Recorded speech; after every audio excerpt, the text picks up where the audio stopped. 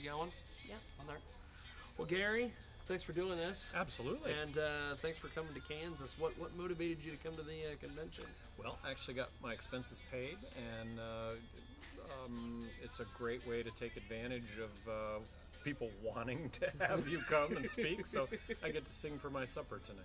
Well, that's cool. Yeah. Now, you were involved earlier in their bylaw debate and everything. What was you were speaking a little bit on that? I gave my own epiphany regarding the death penalty. As somebody that supported the death penalty, I came to the conclusion that, well, first of all, I philosophically support the death penalty. Eye for an eye, tooth for a tooth.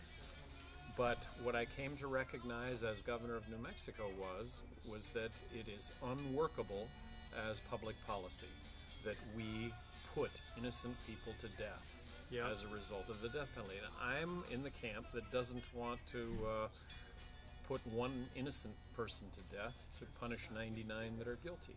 Yeah. And I use one as an example. It might be more than that. Well, that's cool. Now, you're selling some books over here. Tell me about the... Well, I've written a book, Johnson's 7 Principles of Good Government, and it's really just common sense, you know, the notion of setting goals, communicating. You got to do what you love doing in your life, and if you're not doing what you love with your life, tomorrow, start it tomorrow. Start that tomorrow. Always tell the truth. You know, it's extremely difficult to do any harm to somebody who's willing to tell the truth, regardless of the consequences. Well, what was the writing process like for putting the book together? Well, it was writing wasn't too bad, but it was the editing that just took forever.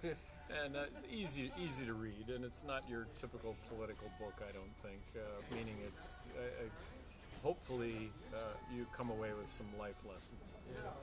Now, with the libertarian movement, it seems that there is a big insurgence anymore of people, and a big upsurgence of people wanting to become libertarian and get away from the other system. And a lot of people say that the last election and everything, that you had a little bit to do with that. What do you think? Well, I think there that you've kind of helped accomplish now. Well, I think that broadly speaking, I think that most people in this country are libertarians. They just don't know it. And speaking with a broad brushstroke, that's being fiscally responsible, and that's being socially liberal. Yeah. The classic definition of liberal.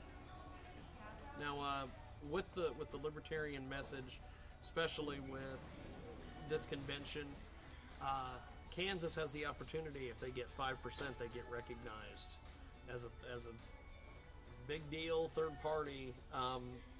If that happens, what do you think the impact of that across the United States will be? Oh well, it could have others that follow. It's very significant. It's very significant to have major party status, and for Kansas to be able to achieve that would be a terrific thing. Yeah. Now, when you were running last time, what was some of the different things that you did, since you weren't allowed in the debates? How did you get your message out or counter what the other two were saying in their debates? Well, you can argue that we were effective, but on such a small scale that it just went completely unnoticed. I raised 1,000th the money of Obama and Romney. I don't know where they came up with this statistic, but apparently from a media coverage standpoint, I got 1/1,000th the coverage. And the fact that we got 1% of the vote, you could argue that we did a lot with the resources that we had. Yeah. Now, moving forward, I did take third place with 1.3 million votes. So, not to discount 1.3 million votes. That's a lot of people. That's a lot of football stadiums on a Saturday afternoon that are full. Now, what are you planning on doing besides? You're going to speak here today. You've been here at the convention, the Kansas convention. What are you still planning on doing in the libertarian movement? Well, just that right now the whole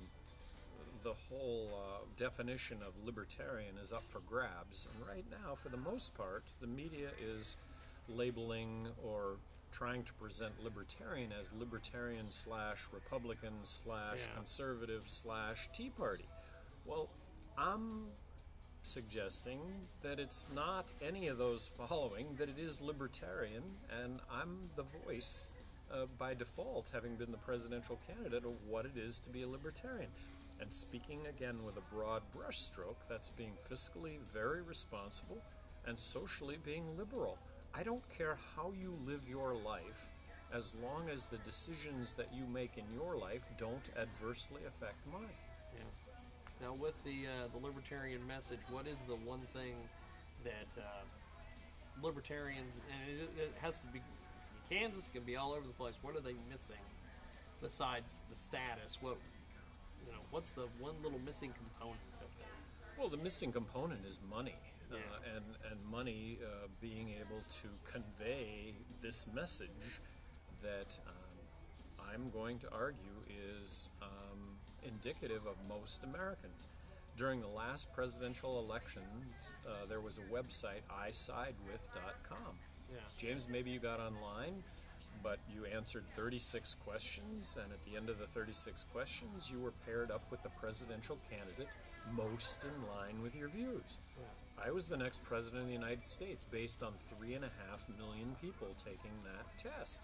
Now, you could theoretically be homeless and have the same ideas as most Americans. I'm going to argue that having been a two-term governor of New Mexico, having the business experience that I've had, having the life experiences that I've had, that I'm uniquely qualified to actually be president and carry out the things that I'm talking about. Yeah. So, anyway, if most Americans would have been aware of that, and by the way, the 3.5 million people that took that quiz didn't equate to votes, because arguably I'd have gotten more votes just on the basis of that website.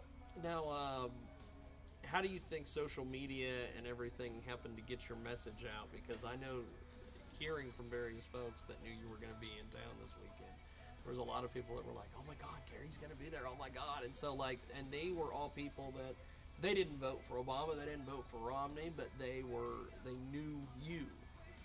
How do you think that all these people got wind of you? Was it social media? Was it your message? Was it the books? Well, and I appreciate, I'm taking your question, you're framing your question from the standpoint of being complimentary, that we're somehow doing a good job. I don't have that sense that we're, like I say, I think we need to do a lot better. It involves all the components that you're talking about, but the missing ingredient is money to actually be able to raise this to a much higher level. And that's just the reality of whatever it is that you're selling. In this case, we're trying to sell a philosophy that, again, I'm going to argue is indicative of most Americans. Now, with there's all these third parties. There's the Reform Party, there's Libertarian, there's all these parties. How do we get a unified front that can be a third party instead of having the third party be splinter groups? Well, we're suing the Presidential Debates Commission right now that the presidential debates should encompass every third-party candidate that mathematically could be elected President of the United States. During the last election, Jill Stein would have been included in the debates, and so would I have been included in the last debate. I think that that's eminently fair. It reflects, there's a whole lot of work that goes into being on enough state ballots to be the next President of the United States. The Libertarian Party has on several occasions actually achieved 50 state ballot access. During the last election, I was on the ballot in 48 of the 50 states. Now, the fair tax people are here. What do you think of the fair tax? Well, I think that the fundamental issue facing this country right now is overspending, and that at some point it's going to have horrible ramifications, a monetary collapse. To me, the only way that we have a fighting chance of surviving what I'm believing will be economic disaster in the future is to balance the federal budget. So I advocate balancing the federal budget. I advocate eliminating income tax, corporate tax, abolishing the IRS and replacing all of that with one federal consumption tax. I like to say, let's take the fair tax, which is a federal consumption tax. It dots the I's and crosses the T's on all the issues associated with how do you implement one federal consumption tax. Yeah. The fair tax does that. I think it's a terrific starting point. And so I advocate on behalf of the fair tax. That's cool. Now, a couple final questions. Thank you for doing this, by the way. Yeah, thank you. This is a big honor to be able to chat with you. The Denver, Colorado, and Washington and some of these places have legalized pot, and everybody's all gaga over the tax benefits and everything. Keem Umber, who is now officially the Libertarian Party governor nominee, said that earlier in his debate with Tressa that there's a social problem that is going to pop up, and that everybody's looking at the tax benefits, but they don't understand the social problem.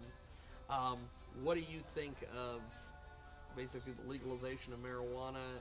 Because I think it's great for the tax benefits, but well, I don't know. I think it's terrific, and I actually think that the tax benefits get dwarfed by the benefits of the redistribution of resources in the court system, in prisons, and in law enforcement.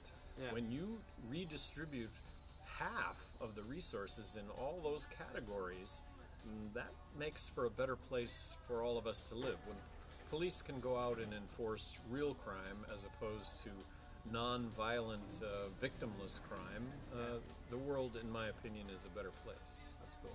Now, are you in favor of expanding it past marijuana, or is it? Well, I've always said, because there's people that want to do it all.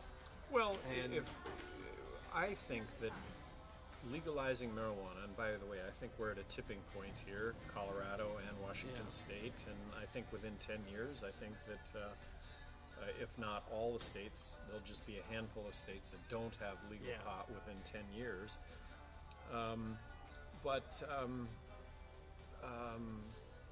That's back. Give me back to your question. I'm sorry.